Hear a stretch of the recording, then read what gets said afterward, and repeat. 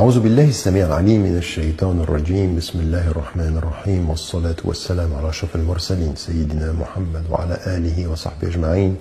Assalamu alaikum wa rahmatullahi wa barakatuh. Je vous retrouve pour une nouvelle émission de Risalatul Islam et nous poursuivons notre chemin, notre parcours, notre découverte d'un certain nombre de thèmes. Et ce sur quoi j'aimerais m'arrêter avec vous aujourd'hui, c'est la compréhension de la sira. Pourquoi la sira du prophète ﷺ elle est si importante pour nous? Pourquoi est-ce qu'il est important pour nous de s'y arrêter et de comprendre? Alors on le sait, le Coran nous le rappelle, لَقَدْ كَانَ لَكُمْ فِي رَسُولِ اللَّهِ أُسْوَةٌ حَسَنَةٌ, le prophète ﷺ est le meilleur exemple pour nous, et nous savons en même temps qu'il nous a dit qu'il fallait prier comme il priait, qu'il fallait prendre de lui la façon même dont on faisait le hajj, etc. On sait de ce point de vue-là que sa vie pour nous est une référence. Mais en fait, c'est beaucoup plus profond que ceci et il faut que nous fassions attention parce que je pourrais dire à toute école musulmane, à toute institution musulmane ou islamique, à tout savant musulman, je pourrais lui dire cette formule-là, elle s'avérerait être juste. Dis-moi ou dites-moi comment vous enseignez la vie du prophète et je saurai quelle est la nature de l'enseignement que vous donnez concernant l'islam. Parce que la vie du prophète c'est une véritable introduction à l'islam. Et comme le disait Aïcha radiyallahu anha, c'était c'est-à-dire sa vie, c'était le Coran. Donc si vous voulez comprendre le Coran, observez sa vie. Mais observer sa vie, ça veut dire quoi? Comment voulez-vous connaître le Coran si vous allez observer sa vie? Qu'est-ce que vous devez voir dans sa vie pour pouvoir à un moment donné, effectivement, être au courant et de comprendre les enseignements du Coran. Et c'est là que c'est le plus important. Malheureusement, aujourd'hui, dans nos institutions, même avec la vie du prophète, nous sommes trop formels. Et le formalisme, qu'est-ce que c'est? C'est, on va savoir la date de la naissance. Même pour les examens, des fois il y a des examens sur la vie du prophète, on demande la date de sa naissance, les éléments qui sont liés aux différentes batailles, c'est-à-dire la date de la naissance, la date de la hijra, qu'est-ce qui s'est passé, les différentes batailles de Badr, et puis les compagnons.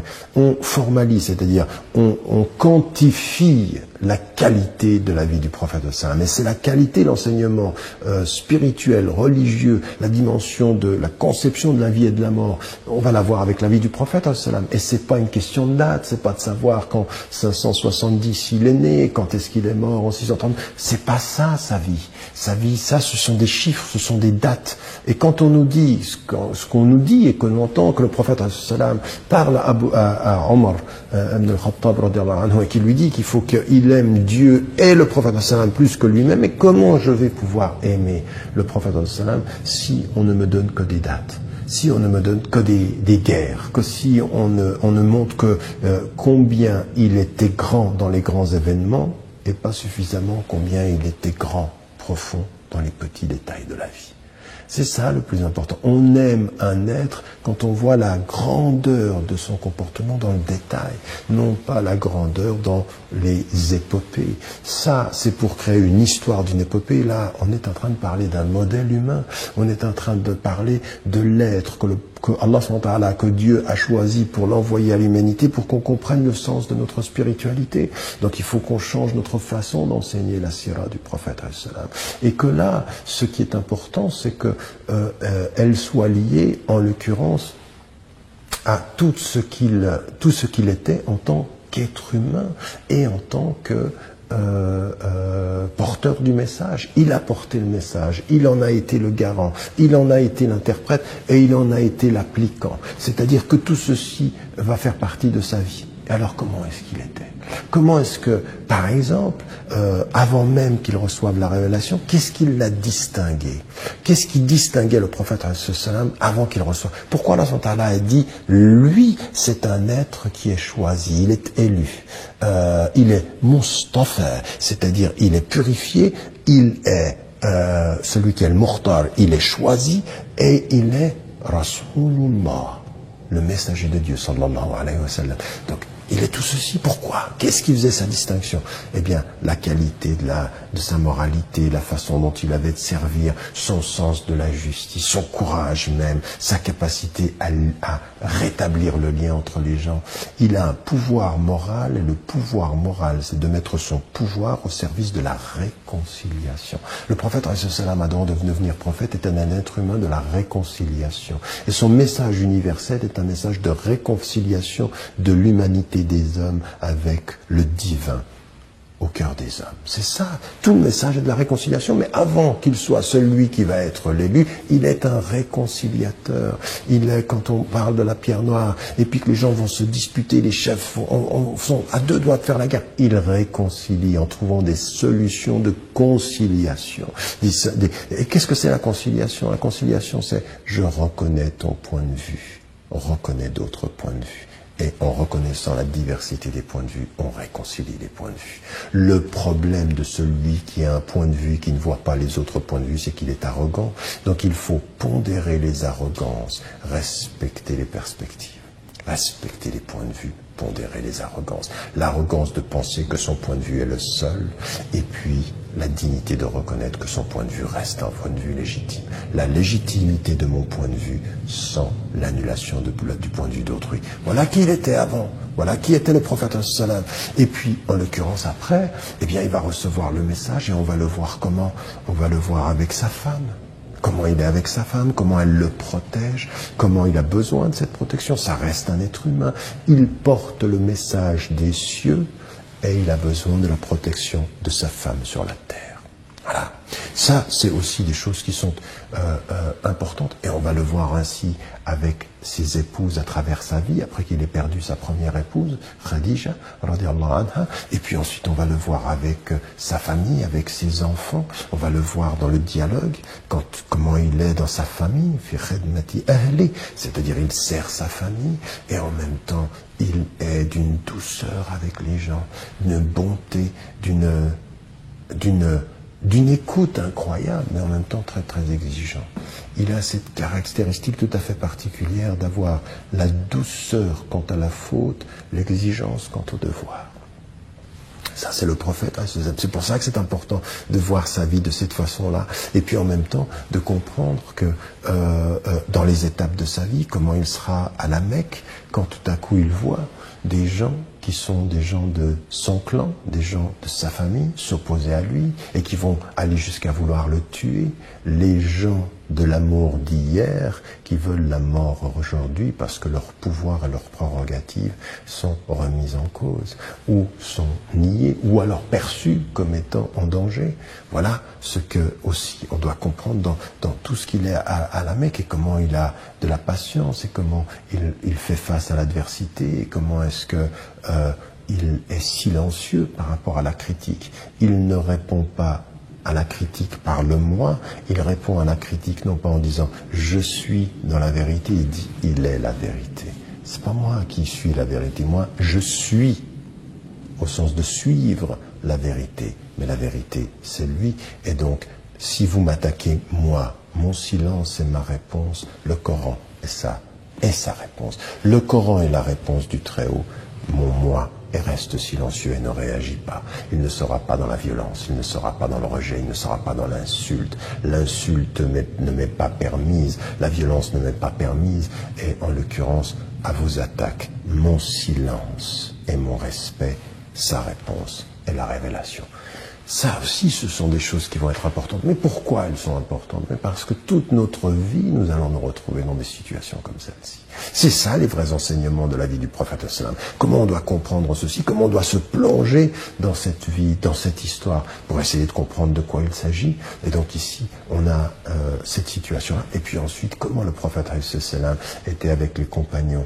Comment, avec les mêmes principes, il savait diversifier l'empathie, c'est-à-dire le lien du cœur, le lien de l'intelligence, comment il écoutait les gens différemment, comment il leur répondait différemment, comment il interagissait différemment avec chacun des compagnons. Ça veut dire quoi? Ça veut dire que c'est un être humain qui porte l'universalité des principes, mais qui sait la diversité des humanités et des humains, la diversité des personnalités, les mêmes principes du cœur pour gérer des cœurs si différents.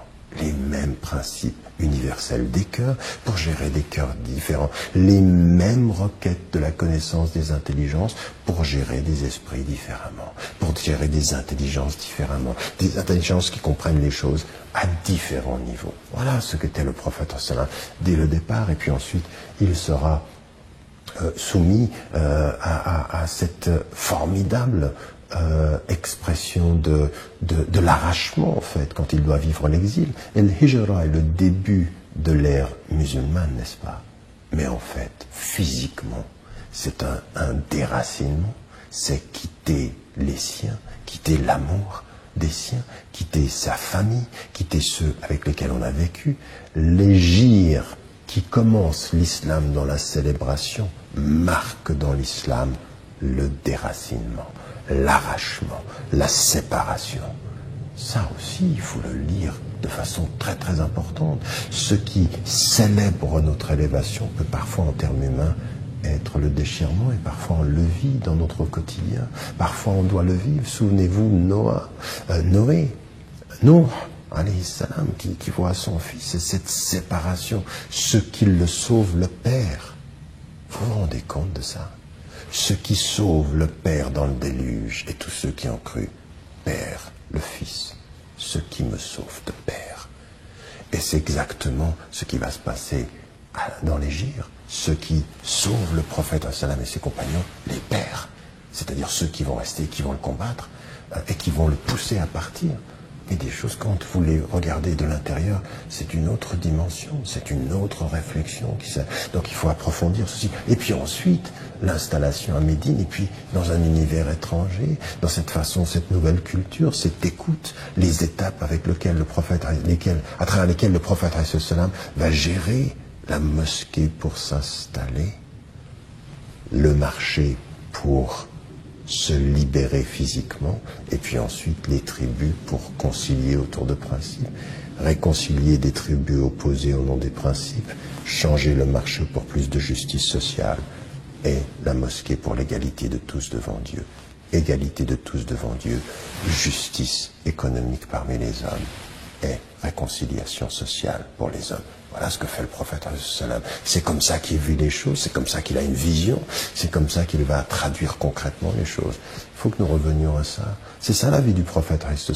Et c'est avec ces enseignements-là qu'on peut comprendre beaucoup de ces enseignements pour nous aujourd'hui, quand nous les relisons à la lumière de nos défis et de nos exigences. Je reviens vers vous, Inch'Allah, juste après la pause, et nous poursuivons notre réflexion. Bismillah. Assalamu alaikum wa rahmatullah.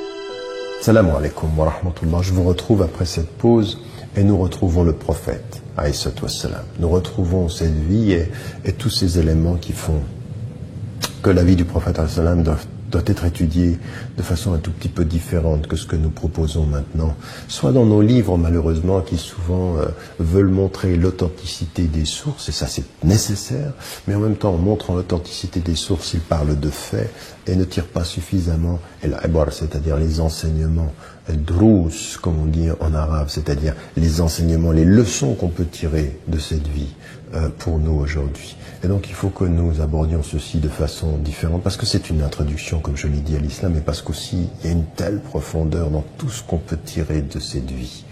Et donc ici, j'ai mis en évidence un certain nombre d'éléments par rapport à la vie du prophète, et vous savez, il y a une chose sur laquelle il faut qu'on s'arrête aussi. Il y a des enseignements qui sont des enseignements où on peut tirer de la vie du prophète des principes pour l'éternité. Et puis ensuite, il y a un deuxième niveau qui est tiré pour notre vie générale des enseignements sur la façon d'agir avec soi-même et la façon d'agir avec autrui. Et puis il y a un troisième enseignement qu'on trouve aussi en fait comme on aborde le Coran. Dans le Coran, on a Qasas al-Anbiya, c'est-à-dire les histoires des prophètes. Paix et bénédiction de Dieu soit sur eux tous. Ces histoires du prophète, ce sont des histoires. Et quelle est la particularité d'une histoire? Quand vous lisez une histoire, c'est la même pour nous tous, n'est-ce pas? Quand on lit une histoire, c'est comme quand on regarde aujourd'hui, à l'époque contemporaine, un film, ou quand on lit un roman, ou quand on lit une histoire. Eh bien, la particularité d'une histoire, c'est qu'elle est la même, écrite, c'est le même texte pour tous, mais elle n'est pas vue de la même façon. Raison pour laquelle, pratiquement toujours, quand vous avez lu le livre d'une histoire, et quand l'auteur, pas l'auteur forcément, mais quand un homme qui a lu le même livre que vous en fait un film, vous êtes souvent déçu parce que votre imaginaire a pensé les choses à partir de son expérience. Et lui, il l'a fait à partir de son expérience. Donc, ce que lui voyait dans l'histoire, c'est pas exactement ce que vous y avez vu, vous. Donc, vous êtes déçu. Et puis, un autre élément, c'est que c'est pas simplement les images, c'est même la densité des sentiments, la tournure des sentiments. Comment vous avez perçu les sentiments qu'il y a dans un des personnages, et vous les avez pris à partir de votre façon de vivre les choses. Et vous avez construit quelque chose. Les histoires des prophètes, alayhim salam jami'an, les histoires de ces messagers, elles sont en fait les mêmes pour nous tous les croyantes et les croyants qui disent ceci. Mais finalement, on va les nourrir de notre propre vie. Finalement, une histoire, c'est un miroir. C'est-à-dire, on lit les faits de l'histoire et puis finalement, on y projette nos sentiments, notre expérience, notre vie. Et donc, la même histoire, l'histoire de Moussa, alayhi salam. Même, vous voyez, par exemple, Youssef, alayhi salam, la sourate 12 du Coran, c'est la même histoire pour tout le monde. On la lit, c'est une histoire où il va être rejeté par ses frères et il va être récupéré, etc., etc., il va être séduit. Mais on la lit différemment à partir de soi. Et non seulement on la lit différemment à partir de soi, c'est qu'en plus, nous-mêmes nous changeons. Et quand nous la lisons selon une situation dans laquelle nous sommes en peine, parce que quelqu'un de notre famille est décédé, en peine parce que il y a une difficulté, ou dans la joie parce qu'on est dans l'amour, ou parce que on s'est marié, ou parce qu'on a des enfants, nos tristesses et nos joies se projettent dans notre façon de lire les choses. Donc jamais deux fois nous ne lisons le Coran de la même façon. Et en fait, la vie du prophète sallam, c'est une qassa, c'est une histoire. Et donc cette histoire, nous avons la responsabilité aussi de projeter notre subjectivité, le fait que c'est moi qui lis, c'est moi qui vois, c'est moi qui sens.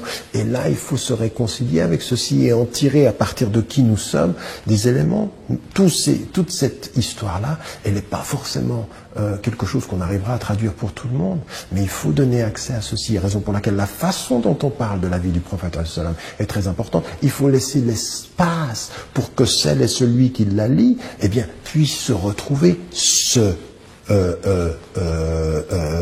mirorer en mauvais français, faire l'effet miroir, c'est-à-dire trouver dans cette histoire des éléments qui composent son être dans la réflexion, au sens littéral, réfléchir, c'est-à-dire, comme on dit en physique, c'est-à-dire que un rayon de soleil ou un rayon lumineux réfléchit, il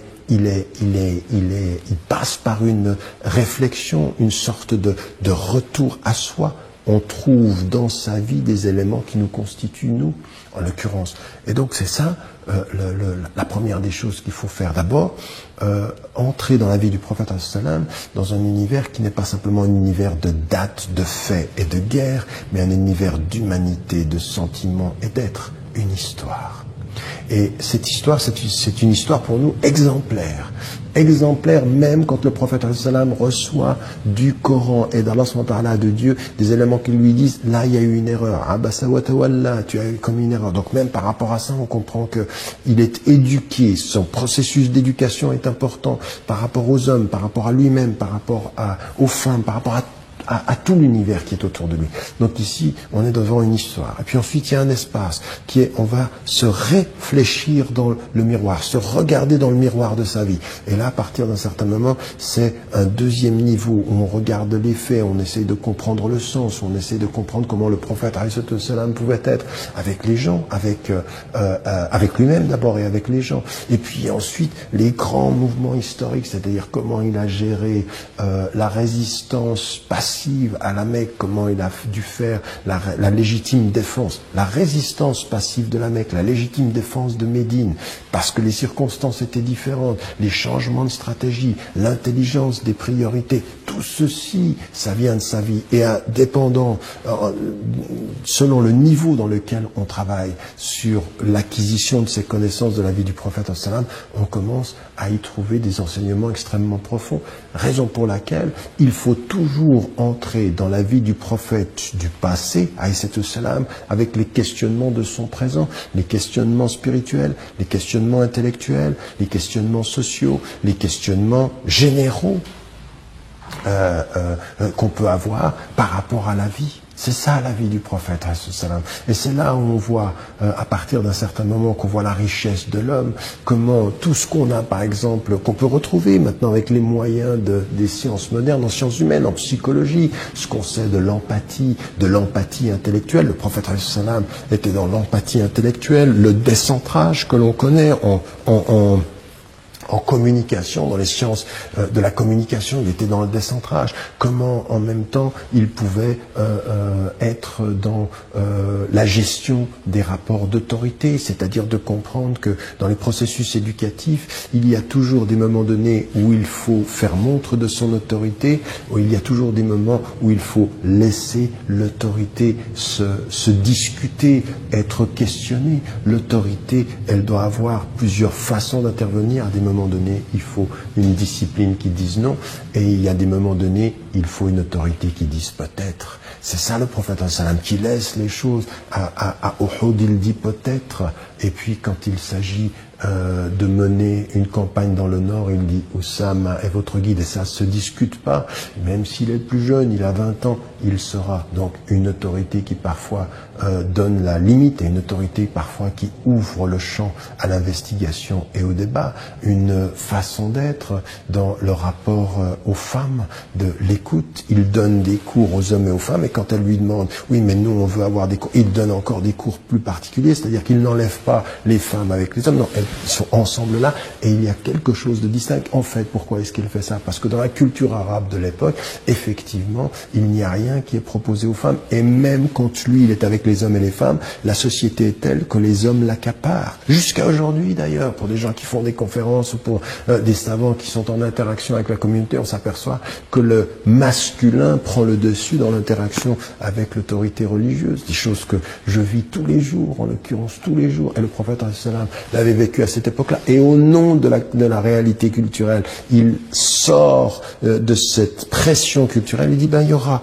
un moment spécifiquement pour les femmes. Donc il leur donne plus qu'aux hommes, parce que les hommes, ils n'auront pas de moyens d'être seuls avec lui, parce que de toute façon, quand ils sont avec les femmes, ils prennent culturellement une présence qui empêche les femmes d'interagir avec le prophète.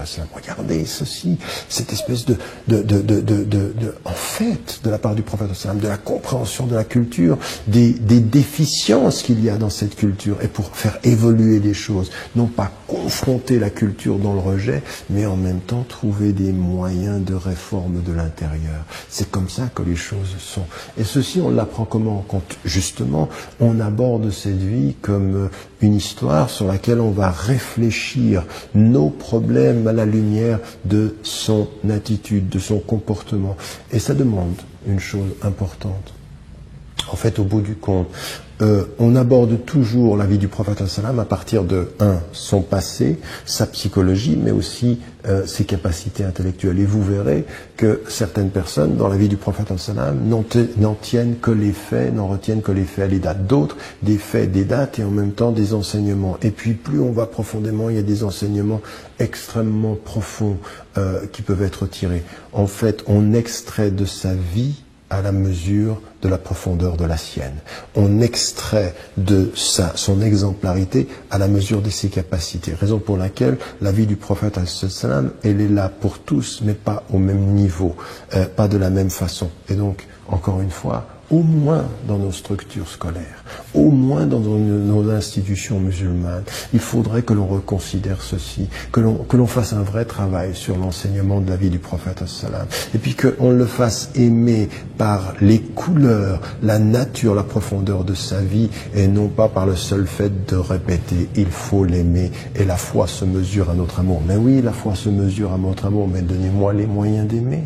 Donnez-nous les moyens d'aimer. Il y a des moyens d'aimer. Le prophète sallam a donné aux gens qui étaient avec lui par sa présence les moyens de l'aimer. Il faut que nos enseignants, il faut que les enseignants, il faut que les savants, il faut que nous tous, nous donnions aux communautés musulmanes, et vous également, les moyens de l'aimer. Mais ça aussi, ça envoie à ceux qui m'écoutent ici, les femmes et les hommes, c'est aussi votre responsabilité de rentrer dans cette vie, d'aller chercher d'autres sources, de rentrer dans la profondeur, d'être actif dans ses amours, de ne pas être passif, de ne pas rester en disant « j'attends de l'aimer ». Non, il faut s'engager. L'amour, ça se cherche, c'est une quête d'amour, ça s'approfondit, ça s'entretient et ça se développe par l'engagement du sujet, la femme et l'homme, qui s'engage à cela et qui fait son travail. C'est cette relation-là que nous devons avoir avec le prophète, c'est cette relation-là que nous devons avoir avec sa biographie, c'est cette relation-là que nous devons avoir les uns et les autres, et de comprendre en quoi il est notre modèle, comment est-ce qu'il peut nous aider à être meilleurs, parce qu'au bout du compte, le prophète dans nos vies, c'est toujours le miroir qui nous permet d'être meilleurs, non pas parce qu'il nous accuse, parce qu'il n'y a pas de tribunal, mais parce qu'il nous éduque, parce qu'il est un enseignant. Il est le meilleur des modèles. Walhamdulillah. Je vous retrouve, Inch'Allah, sur le site de la chaîne satellitaire Iqra, ou sur mon site personnel, ou alors sur ma page officielle Facebook, Bi'iznillahi ta'ala, pour vos commentaires et vos questions. À une prochaine émission, Bi'iznillah. Assalamu alaikum wa rahmatullahi wa barakatuh.